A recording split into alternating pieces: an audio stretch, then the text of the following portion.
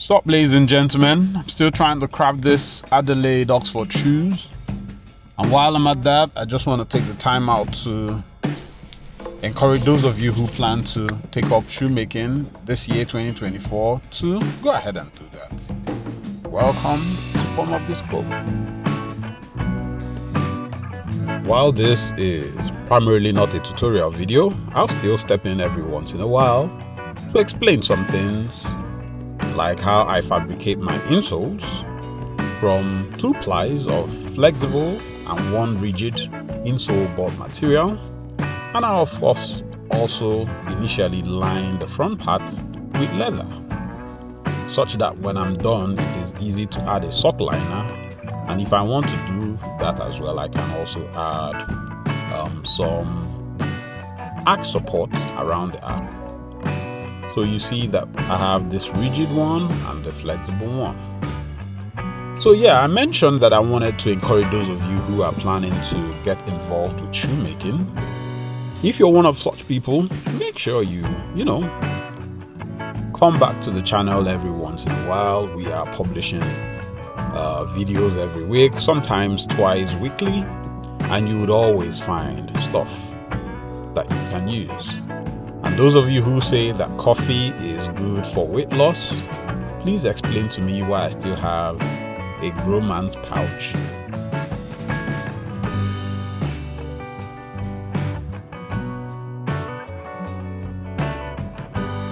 Really want to take up shoemaking as a business or as a hobby? I started out as a hobby. It's still a hobby for me. Even though I make and sell shoes, custom shoes every once in a while. And I'm also enjoying myself teaching the craft that I love so much. So, see, it's a win-win really. You get paid for doing what you love to do. And that's of course in addition to keeping your regular day job. So I'm really interested in encouraging those of you who want to take up shoemaking as a hobby, which is exactly how I started out with this craft some 6 or so years ago. 6-7 years ago, yeah. So those of you who want to start it out as a hobby, maybe you have a 9-to-5 job somewhere that keeps you busy, you just need something to, break the monotony of life, and something you're such a person who likes to get creative with your hands. Shoemaking is something that you really should consider and really try your hands out. Make something for yourself, make something for your friends, take pride in your creation. That's what life is about, really. Right now I'm trying to last the shoe.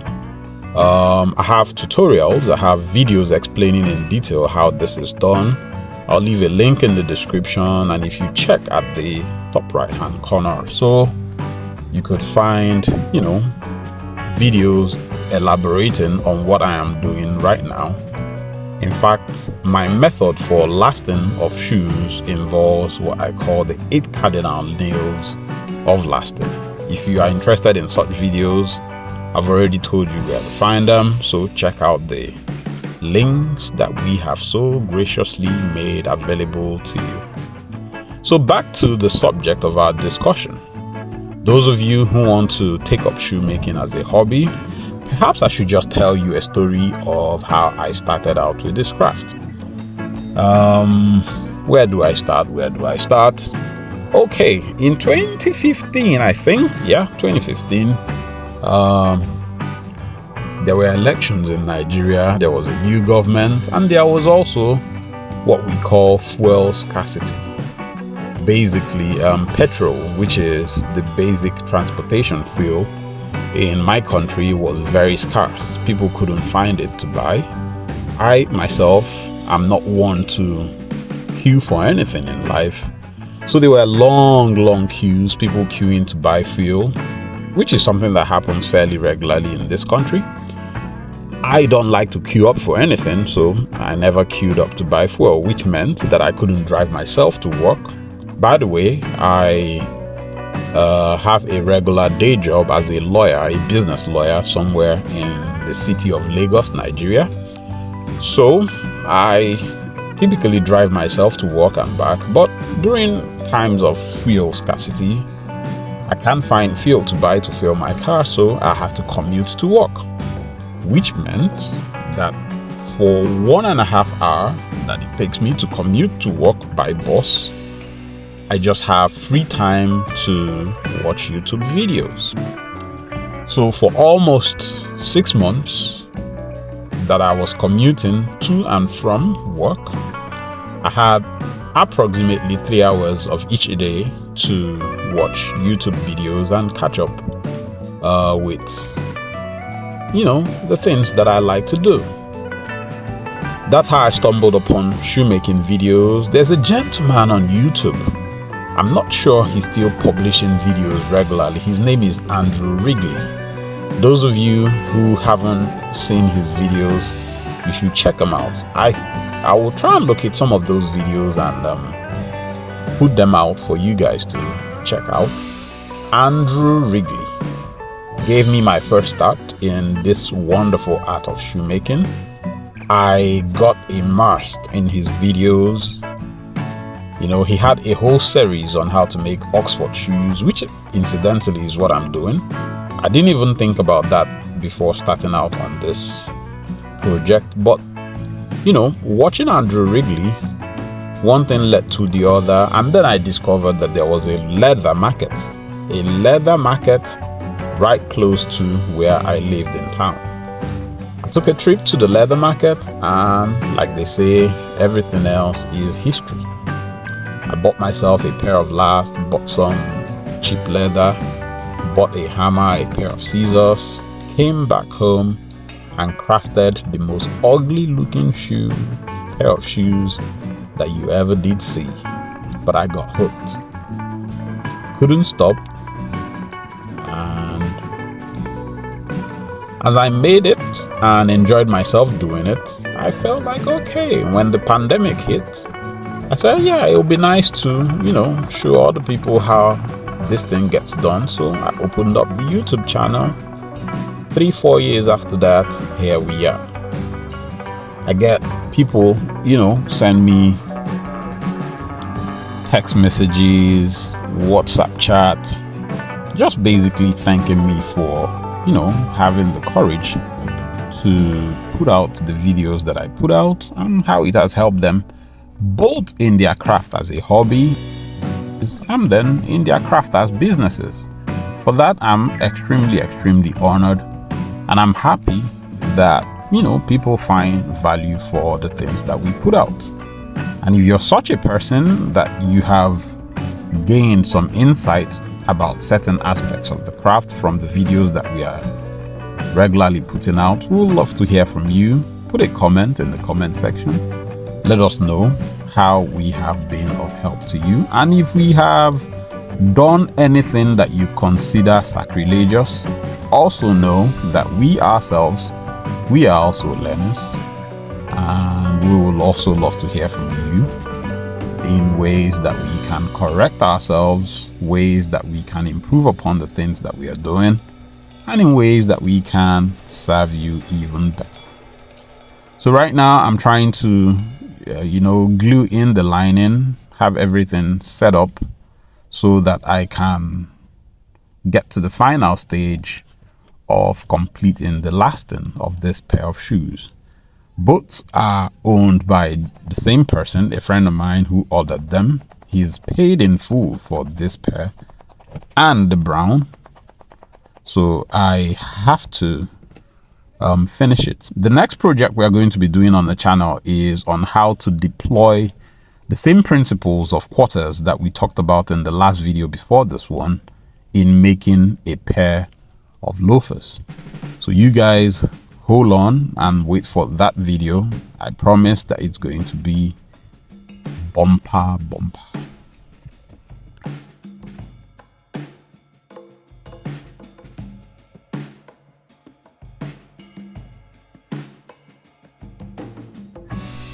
Now, another area where people usually have issues with lasting is this tip. Around the tip, some people find it difficult to last it in such a way as to avoid any folds spilling over the feather edge into the main body of the shoe itself. The trick really is to pull tightly and to walk in pleats. So you take it small pleats after small pleats. I also grab the lining material or the leather just at the tip, twist into a pleat, and then draw down. When you do it that way, you find that okay, the gum came off loose in that area. I'll just add some more glue just to secure it in place and sort that out later on. So the point I'm making is, if you take it small plates after small plates, you'll find that all of your folds will fall way behind the feather edge, and then you can have a smooth regular outline of your toe. Remember that the toe of the shoe is the part that's going to be firstly visible to everyone, so you want to take care to ensure that you do it and you do it properly.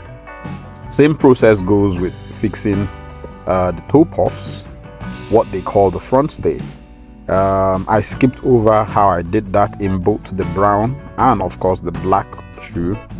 But if you want to check out how that is done, I also have videos that explain that blow by blow. I'll leave a link in the description, and then you can also check it at the top right hand corner.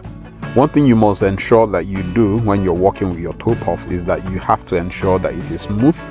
So I'm sanding with different grades of sandpaper.